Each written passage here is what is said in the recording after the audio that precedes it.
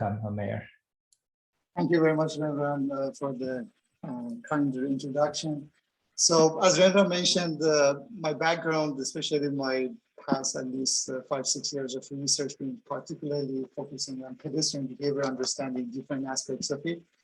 And given that I've been working on the topic for quite a while, I wanted to use this opportunity, given that this is a very relevant workshop, I want to give you an overview of what the problem is about. I want to look at different aspects of the problem, ranging from the theoretical, basically concepts and the backgrounds, and also talk about some of the practical challenges and the state-of-the-art algorithms that are already in existence. I apologize in advance. My talk might have a little bit of overlap with what Josh mentioned. I hope I can meet the expectation and explain as good as he did. But so sorry for that. We didn't have sort of this agreement in advance. So there might be a little bit of overlap. So this is an overview of my talk. I want to give a little bit of motivation. Why do we predict? Why do we need to predict in the context of autonomous driving? And I continue with behavioral studies, and I discuss some of the theoretical backgrounds on pedestrian behavior understanding and prediction. I focus then on the progress, for which I want to discuss practical challenges, data sets that are available to use for studying these problems and developing algorithms, and talk about some of the algorithms for pedestrian prediction. And at the end, I want to conclude my talk with talking about some of the open problems and some of the challenges that are still there and how we can basically approach them and how we can resolve them. So why do we predict? And the short answer is that as humans, as social beings, we are predictive agents. For that, I mean that we actively predict when we are interacting with each other, and there are biological advantages for prediction. One of the things we do is we constantly, when, for example, we are dealing with moving objects and we have eye movement, we tend to lose information in the process. Sometimes it can be due to occlusion, sometimes it can be simply by moving our eyes and missing some information in between. There are also other things to consider is that our basically observation or our processing capability is limited. We are not simply capable of looking at everything and processing them. So we need to fill all of these gaps. And to do so, we often do prediction when we are observing and when we are trying to understand the phenomenon. So there are many studies on pedestrians' basic behavior and why we predict. One of the very famous ones is this work that was published in Nature. And the process involved showing a video of a person stacking blocks. And they showed this video to human participants, and they noticed that the eye movement of people who are observing basically the events is similar when they are basically doing the actual task themselves, which gave them the idea of that we are always anticipating what happens next, and we always looking at where to basically the next event is going to happen. So giving you that idea of why we do prediction, now we want to focus on the autonomous driving. And the prediction, of course, is important in autonomous driving, intelligent driving in general, for obvious reasons. One of them is that we have to ensure the flow of traffic. And to do so and to do proper planning, we need to understand what other agents or what other traffic users are going to do next. There is a factor of safety. Unfortunate thing is that we've been observing many news coming out from intelligence vehicles or autonomous cars that they've been involved in certain accidents that were due to some sort of a misunderstanding of the scene or incapability to predict the actions of the road users. Last but not least, when we are talking about autonomous driving in general, we have to expect that there are people that might want to take advantage of this kind of vehicles. They might want to, for example, mess with them or interrupt their behavior. Being able to recognize or predict this kind of behaviors, these vehicles can be equipped with the mechanism to deal with it. So talking about that, I want to move on to some of the behavioral studies and what are the factors that basically we need to be aware of when we're predicting pedestrian actions. So I summarize this factor, basically these components, into 4 categories. The first and the most important one is the context. We need to be aware of what the context, what the surrounding is in order to interpret and understand and predict the future actions. Context involves the factors in the environment that impacts behavior and potentially will impact behavior. And also there is a factor of communication that my colleague Josh discussed earlier. Then we need to make sense of what people are doing. We need to observe their actions. What are they doing now? That gives us some idea of what to expect next. There's a factor of intention that you don't hear much, especially in the practical application. And intention is very important here, which helps us to interpret those actions that we are seeing and understand why they are doing something, or what is the intention of doing, or why they want to do that. And last but not least, of course, is prediction. When we are putting all of this information in the context, we want to predict what will happen next. So I will start by talking about the context. So what is really context? According to behavioral literature, anything we are aware of in the environment and potentially become aware of can be context. The term potential here refers to something that we anticipate in the future. For example, the action of the drivers they might, for example, perform. That can be context as well, because it's potentially becoming something that we are aware of. So knowledge of the context is to some extent biologically encoded in our brain. We have a very good knowledge of how human body moves, and we have a very good knowledge of how to interpret this kind of bodily movement when we are observing them. Part of the context also depends on the stimulus in the environment. For example, signal, road conditions, or traffic conditions, and so on and so forth. And of course, we have to take into consideration that not everything that is around us is context. It has to be relevant to the task, and it has to play a role in predicting and understanding the phenomena that we observe. So what are some of these factors? This is one of the studies that I did as part of my PhD program, and my intention was to summarize from the behavioral literatures the factors that have been identified that potentially impact pedestrian behavior. A group of these factors are the one related to pedestrians or the social phenomena. For example, social factors such as social norms are always considered one of the most important factors, because from different regions to regions, countries to countries, the behavior can really be different depending on what type of norms people have. There's a factor of imitation, one of the very interesting ones. People tend to imitate one another in traffic scenes, and there are studies focusing on that and showing that when the social status of somebody doing something impacts how likely the other people might imitate that person. There's the demographic factors, of course. For example, elderly people are generally slower and less able to assess the environment. Therefore, the behavior is very different compared to young people. There are studies on women and men, and show that women generally are more low obedient, and they tend to, for example, walk or cross slower. There's a factor of abilities as well. People have different ability to assess the environment, and that varies depending on what we are trying to assess. For instance, we are better at estimating the distance compared to the speed, and how fast the vehicle, for example, is approaching the pedestrian also determines how the accuracy of the prediction or estimation is. The state of pedestrians also matters. People are generally better at predicting or estimating the speed of the vehicle when they're walking, for example. And there's a factor of distracted walking or inattention that is being studied a lot as well in the literature, which shows people tend to walk slower, or they commonly change the trajectory when, for example, they are moving. There are also certain characteristics that define how people might behave. There's a factor of culture and faith, and how they impact how likely people obey the law. So the other group of factors that I want to talk about are the environmental factors, something outside of the social domain that I discussed earlier.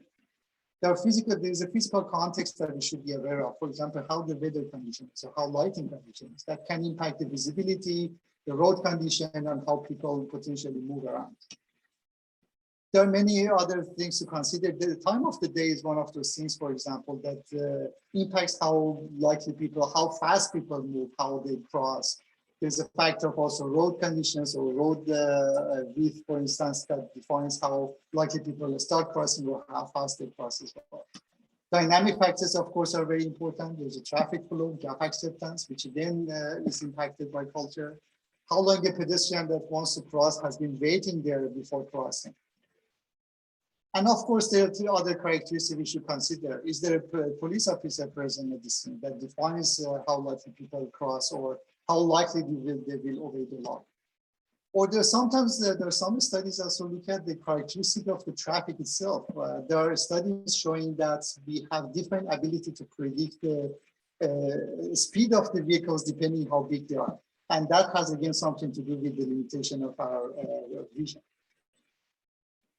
So showing you all of these factors shows that how many things are involved when we want to understand and predict the behavior. However, the complexity of the problem goes beyond just the individual factors. And when we have a closer look, we can see that these factors are highly interconnected. So the presence of one factor, for instance, can impact how influential the other factors are in the scene and how they can impact the behavior. So we need to have a very deep understanding of all of these factors and how they are connected to one another. So the studies I showed earlier, they were all on the classical human driver interaction, and there are similar studies, of course, in the context of autonomous driving. And when we are overlaying the factor maps, you can see that compared to classical studies, there are fewer basic studies done in the context of autonomous driving. Some of the main themes in the context of autonomous driving is on the design of the vehicles and how they impact people's level of comfort for interacting with them. There are studies on how a driver's actions behind the wheel of autonomous vehicle can impact the level of, again, comfort for pedestrians to cross the road. And many studies also been done how the vehicles have to interact with pedestrians in order to tell them what the intention of the vehicle is and to basically ensure safe crossing. So it brings me to the next thing that is part of the context, and that is communication. Communication, of course, is very important as well, because there are many cases we need to follow certain signals, for example, from law enforcement in order to obey the law. And there are many cases also there are ambiguities. People tend to, for example, if everybody arrives to certain intersections, that there are no signals necessary to govern them, we need to have some sort of understanding of each other's intention and communicating it in order to, for example, resolve the situation. There are many studies again on the factor of communication. In fact, about a quarter of the traffic conflicts are found to be due to absence of some form of effective communication between the road users. And of course, as you can guess, in the context of traffic interaction and communication, most of the communication is nonverbal. We barely use any basic words or expressions to clearly communicate with one another. So how do we non-verbally communicate? One of the most important one is eye contact. Eye contact basically initiates the whole communication. It tells the other parties that, okay, I'm ready to communicate, I have the intention of transmitting certain signals. Eye contact also can give some intention. For example, in the context of crossing the road, when the pedestrian is looking at the upcoming traffic, it can be a signal that the person wants to cross the road, so we can understand it. Hand gestures, of course, we widely use to transmit various signals if we want to yield, if we want to ask for right of way, or in many cases, we want to, for example, show gratitude or show how angry, for example, we are because of certain actions. And of course, last but not least is the posture. And it is shown that the way people are standing also communicates how their relationship with their surroundings is or what they want to do. For example, somebody leaning towards the road might be a signal of that they're about to cross or they want to cross the road. So here is an example of some of the ways people communicate in traffic. And as Rendra mentioned, this is from the JAD dataset that we collected with my colleague, Yuval Katsuruba, about 4 years ago. So here are some samples, some of the examples that we found from our data. So we wanted to aggregate to see what are the ways people communicate based on this naturalistic data set we collected. And we found that about half of the cases, people were doing some form of a communication. Of course, most of the communication was implicit in terms of how people change their body motion, their speed, or very subtle movement that could communicate with they acknowledge, for example, the movement or the intention of the driver. Explicit communication was much more rarer, but there were some cases that there were necessity. For example, to ask for a right of way or somebody had an emergency, they needed to stop the traffic in order to cross. So this brings me to the next components in the prediction, and that is observing the actions of the pedestrians. So using the JAD again, we wanted to observe what are the sequence of actions that people exhibit or perform prior to crossing or not crossing the road. As you can see, the map gets very complex. There's no single case that explains, okay, this is what you observe and this is exactly what explains what the people do next. there's quite a bit of variety in how people approach the road, how people make the decision, how they cross the road. In fact, putting it into numbers, we found quite a bit of diversity in our data. Out of around 700 samples that we observed, we found around 100 patterns of actions. There were some patterns that they were explaining a big portion of the data. For example, standing, looking, crossing, or crossing and looking in case of crossing events. Or in case of not crossing, people were standing there looking, just waiting for it. Yeah. We also looked at the factor of what are the components, what are the factors in the environment that impacts how people behave. Of course, time to collision is one of them. It impacts how likely people look at the traffic and assess the environment. The presence of the signal, again, demographics play the role. Again, elderly people spend more time to look at the traffic prior to crossing. There was a factor of road structure or the impact of the driver's action as well that really determined how people would react. So next component is intention. As I mentioned, we need to know the intention of, or we need to estimate the intention of people in order to interpret the action. So what is really intention? Intention refers to motives or the goals of people. So somebody who's standing at the side of the road might have different motives. That person might be standing for example, public transport or ride, or that person at the another person that is standing in a very similar position might be waiting for a gap in order to cross the road. So we need to distinguish between these samples that we observe. Another thing is that intention also determines how people want to accomplish a task. Of course, in the context of driving, we always safe to assume people want to do it safely. They don't suddenly jump in the middle of the street to get hit by a car. As I mentioned, the intention helps us to interpret action. And also in terms of the anticipation and prediction, it can give us some sort of understanding of what to expect. Or in terms of context, it can tell us what to look at. If somebody wants to cross, we know what to look at. If somebody is waiting for public transport, we have to look at different basically clues in the scene. And it also can tell us what type of actions to anticipate. Again, if somebody wants to cross the road, we have to anticipate some form of a lateral motion. Putting it in a practical perspective, assume, for example, we have a number of pedestrians. We make some observations of these pedestrians in terms of their motion, appearance, and we have some reading from the vehicle, how the vehicle is reacting. And we want to predict the trajectory of the pedestrian in future scenes and also whether or not they're going to cross. So in such a context, we can look at intention as some sort of a middle ground. So it sort of gives us some sort of extra knowledge of what type of action to predict. For example, if we estimate that somebody's intention is not to cross, obviously we know that they're not going to cross. And if there's an intention of the crossing, then we have to determine whether the person acts on it or not, depending on the context. So I talked about some of the theoretical, basically, components in pedestrian prediction. Now I want to move towards more practical challenges and practical solutions that we already have. So again, some of this might have been discussed earlier. I want to give you some more of a visual examples of what the challenges are. The first one comes actually about the communication. The fact is that we have, for example, certain hand gestures or nodding, but the diversity of how these appear in the scene can vary significantly. So from a computer vision, for example, perspective, in order to understand the hand movement that corresponds to yielding or gratitude, we have to have a very comprehensive model that be able to recognize all of these gestures, even though they are appearing very differently.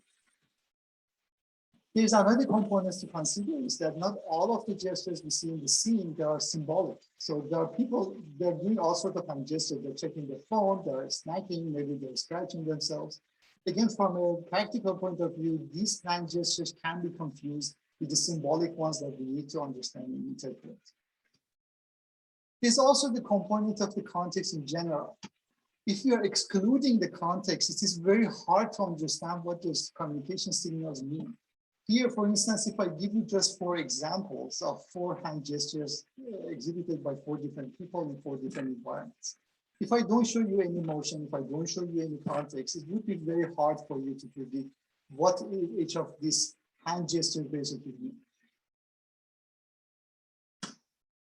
So here are the actual ground truth information that you can understand from the actual context if you observe everything in the scene. One thing to consider again is that sometimes gestures are not intended for us and they're irrelevant. if you put one of them in the context, sometimes people are simply communicating to one another and it's not intended for the vehicle. And we have to still have a very good understanding of the context in order to acknowledge that that hand gesture is intended for us or not. Last but not least also is that the action of other road users also should be taken into considerations. For example, a pedestrian might just start crossing the road because the traffic ahead of us is stopping, so the person expects us to slow down as well.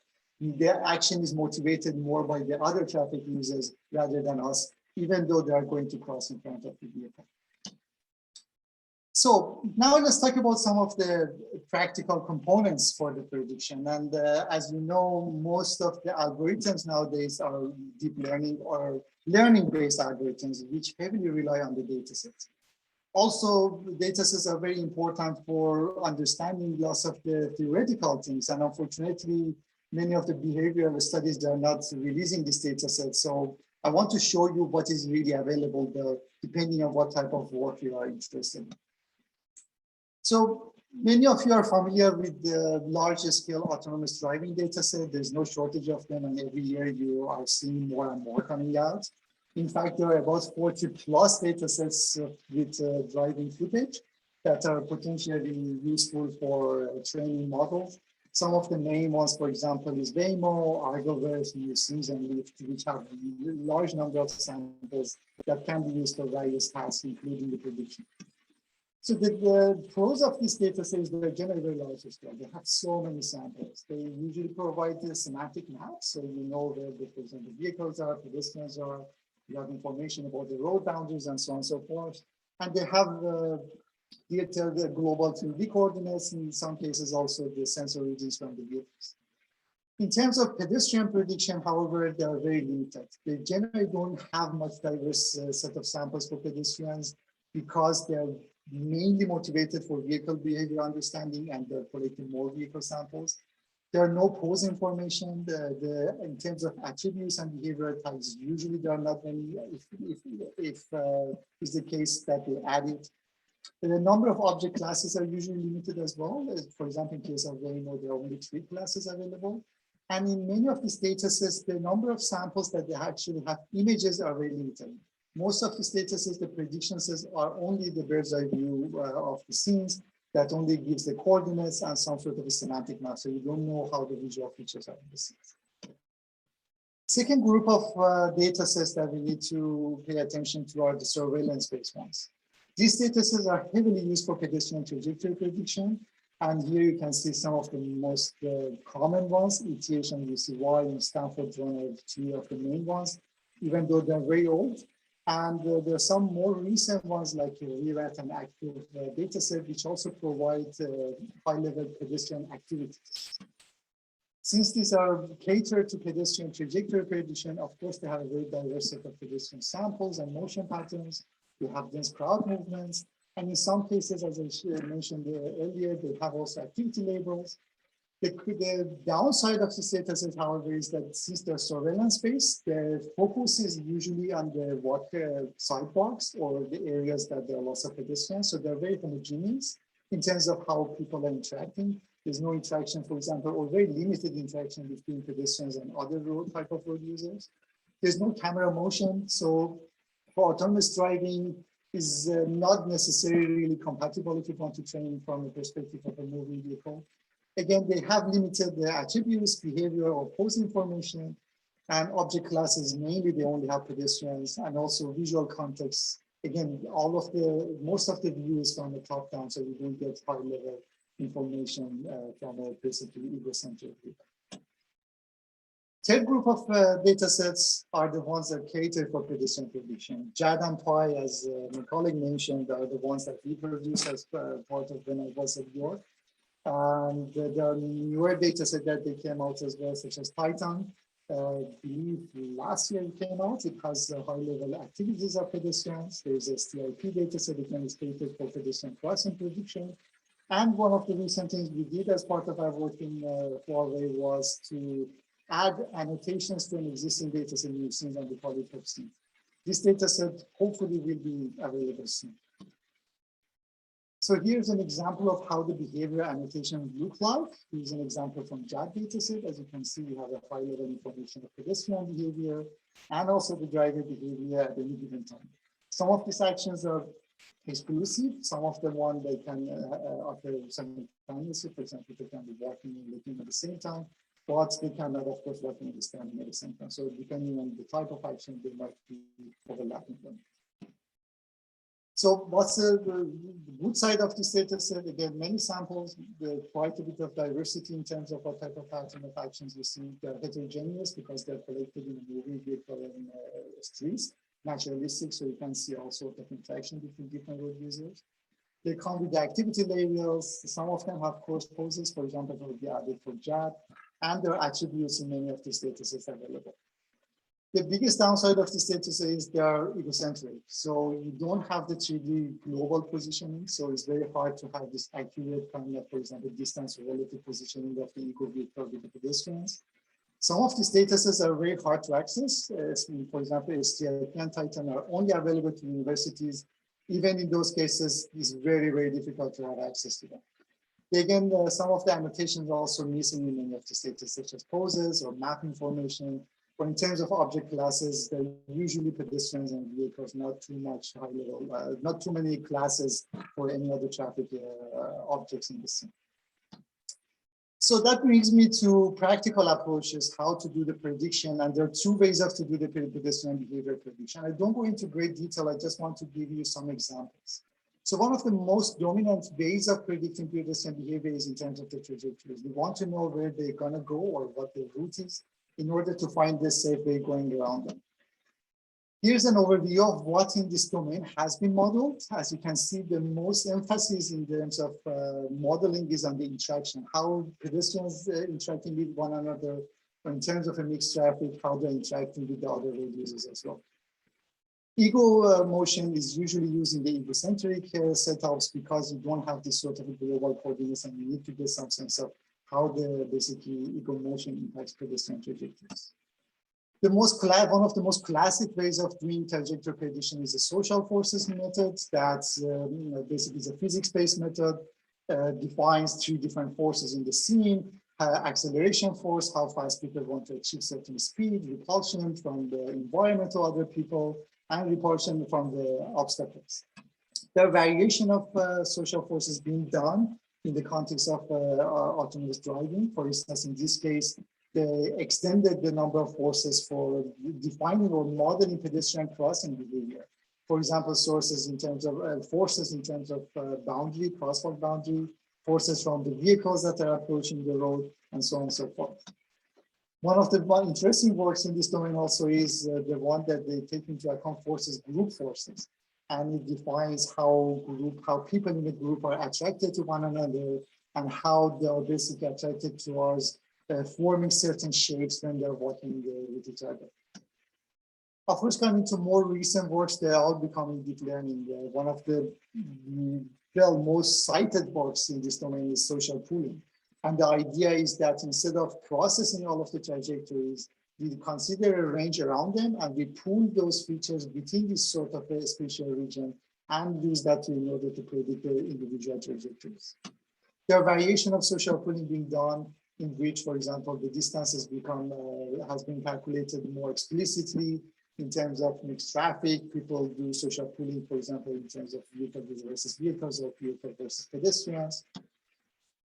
That also brings us to more recent works again, in which people use graphs and different methods of implementing these graphs in order to define the interaction. In a graph structure, generally the individual agents in the scenes are considered as nodes, and the way they're connected with each other are the edges, and we are trying to learn how they are connected. There are, of course, graph-based convolutional neural networks that you can use, or there are recurrent-based models as well. For example, in terms of trajectory plus pulse on the right, they apply this model for mixed traffic scenarios. One of my favorite works is actually from 2017, in which they went one step further and they tried to take advantage of some of the information just beyond the motion. In this particular work, for instance, they looked at demographics of the agents as well. And they took it into consideration how different demographic characteristics defines how people basically interact with one another and how the basic trajectory progresses through time. Some of my work that I was involved as well, again from 2019 as part of PI, we looked at the factor of intention. As I mentioned before, intention can have some sort of can give you some sort of understanding of what type of motion to expect in the future. So we use it as a source of information in our model. Next would be action prediction that I want to talk about. And as you can guess, in the context of pedestrian action prediction, the dominant approach is crossing prediction, because we, in terms of safety and the risk assessment, we mainly care about whether or not the intelligent vehicle or autonomous vehicle will interact with people. And the interaction, of course, is when people cross the road. The main focus on the action prediction side is on the scene context. So they'll use usually high-level features from the scenes. And given that most of the data set used in this context are the egocentric ones, most of these models have some sort of understanding for the ego motion, because it's very important to determine whether or not somebody crosses in front of the vehicle.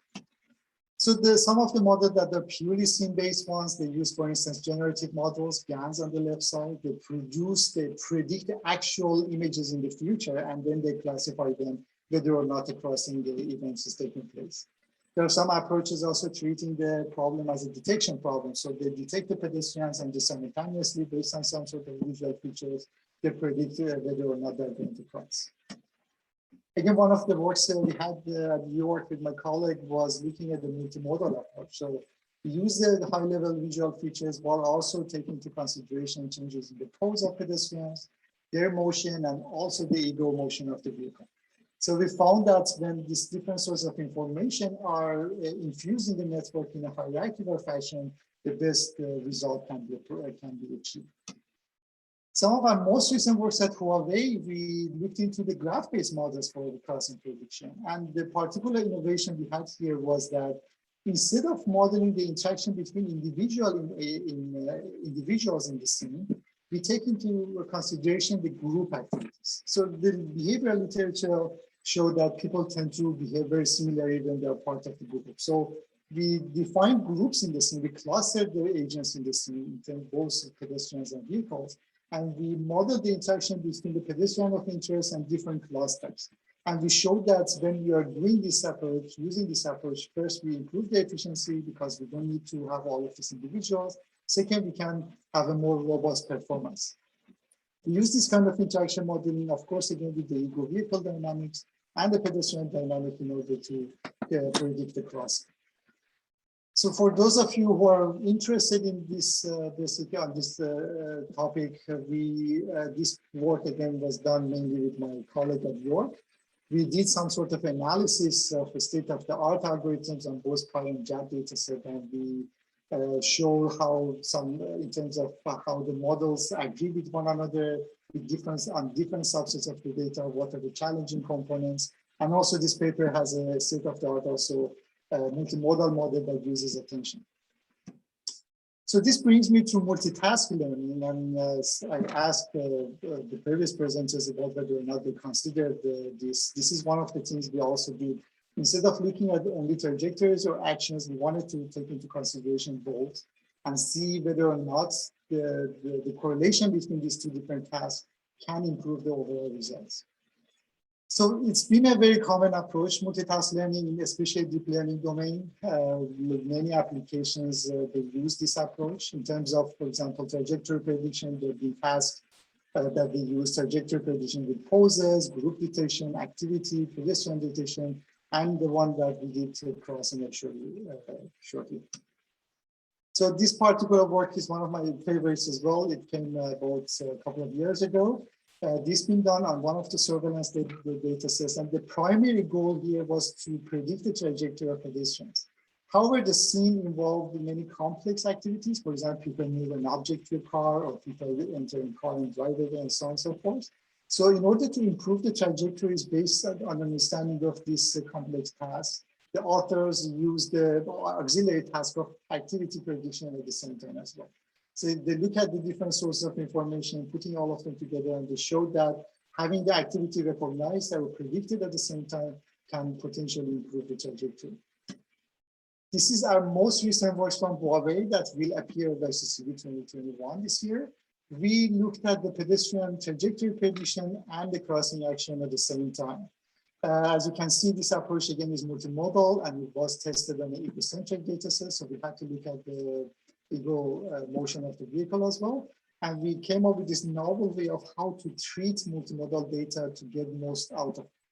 The task that we were predicting here, in addition to trajectory and action, we also were predicting the final location of the person of interest. And we showed that it does improve the overall results. We also had some innovation in terms of how to model the interaction. And one of the main issues with the interaction modeling is when the one especially look at individual agencies that they are not scalable. If we have a different number of agents in the scene, especially in the traffic, can go up to 30, 40 agents. These models, they become very slow or very inefficient, and we need certain considerations to make them suitable for all sorts of crowds. So instead of using this individual kind of interaction modeling, we look at the semantic composition of the scene and look at again different classes of the objects, and we try to model the interaction between the pedestrian of interest and different classes of the objects. In this case, other people, cyclists, vehicles, and also the static context. For those of you who are interested in learning more about this most recent works, I've been maintaining this repository on GitHub and always include all of this data sets in most recent papers. You should be able to browse the papers that you're interested in. If there are code available, you can also access the code or the data set they use. So if you are doing research, you might find this particular repository helpful. So before concluding my talk, I'm hopefully not running out of time as well. I want to quickly talk about some of the aspects of the research we need to pay attention to and basically addressing future talks. One of them is the study of behavior. As I mentioned earlier, there are many components presented in the scenes that we need to be aware of. So we have to have a very holistic view of the basically problem rather than being very focused on one or two factors. The factor of social norm and culture should be not missed. There are often data sets, for example, collected in North America, which not necessarily making sense for Asian countries. And there are also the factor of time, the culture, the attitude that people changes over time that we need to take into consideration. In terms of data, I showed you there are quite a few data sets available, but each one of those data sets, they're missing some information that's unfortunately not available for developing a comprehensive model.